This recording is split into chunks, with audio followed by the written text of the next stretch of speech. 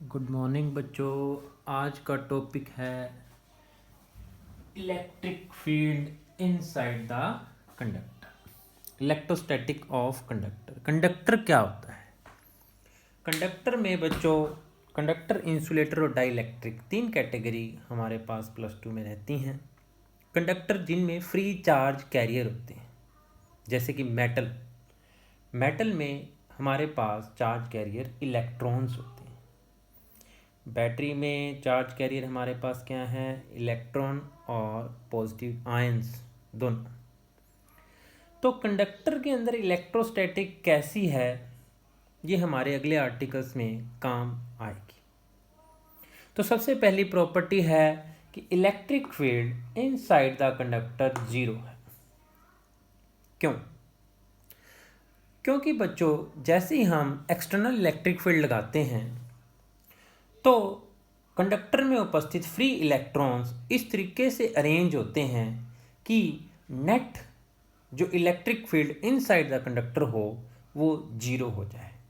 अभी इसके बाद हम डाइइलेक्ट्रिक की प्रॉपर्टीज़ पढ़ेंगे तो उनमें फ्री इलेक्ट्रॉन्स नहीं होते, उनमें इलेक्ट्रिक फील्ड इनसाइड डाइइलेक्ट्रिक 0 नहीं होगा। लेकिन कंडक्टर में फ्री इलेक्ट्रॉन के कारण इस तरीके से अरेंजमेंट होती है कि इलेक्ट्रिक फील्ड 0 होता है इनसाइड द कंडक्टर। ये एक मैंने कंडक्टर शेप बनाई है, ये कैविटी है। इलेक्ट्रिक फील्ड हमेशा नॉर्मल होता है सरफेस ऑफ कंडक्टर के। दूसरी प्रॉपर्टी बच्चों कंडक्टर की, मान लेते हैं, ये देखिए मैंने एरो दिखाया है पॉजिटिव चार्ज के कारण। अगर यहाँ पर सरफेस पर नेगेटिव चार्ज है तो इलेक्ट्रिक फील्ड तो नॉर्मल होगा परंतु अंदर की तरफ होगा। इलेक्ट्रिक फील्ड हमेशा नॉर्मल होता है कंडक्टर के सरफेस के। इस चीज़ को कैसे समझ सकते हैं? मान लेते हैं कि अगर इलेक्ट्रिक फील्ड नॉर्मल नहीं है, अगर इलेक्ट्रिक फील्ड नॉर्मल नहीं है तो कुछ ना कुछ उसका टेंजेंशियल कंपोनेंट होगा।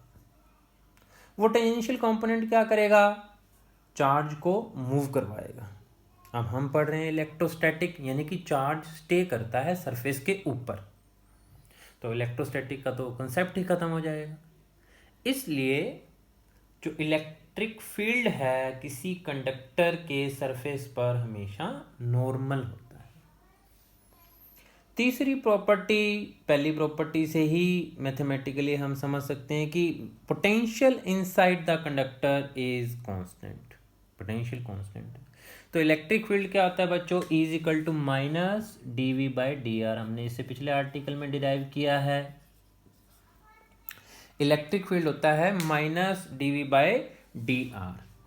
तो इलेक्ट्रिक फील्ड 0 है तो इसका मतलब क्या हुआ? पोटेंशियल कांस्टेंट होना पड़ेगा। E 0 तो डेरिवेटिव 0, यानी कि जो जिस चीज़ का डेरिवेटिव हो रहा है वो चीज़ कांस्टेंट होगी, तो potential inside the conductor constant. चौथी प्रॉपर्टी बच्चों कि कोई भी excess charge inside the conductor exist नहीं करता। ये प्रॉपर्टी हम गाउस थ्योरम से समझ सकते हैं कि मान लेते हैं कि अगर कोई charge inside the conductor Q है तो वो चार्ज अगर है तो उसकी वजह से इलेक्ट्रिक फील्ड होगा। अगर हम एक Gaussian surface inside the conductor बनाएं तो उसमें से इलेक्ट्रिक फील्ड निकलता हुआ दिखाना पड़ेगा। अब हम पहली प्रॉपर्टी से जानते हैं कि इलेक्ट्रिक फील्ड तो 0 होगा।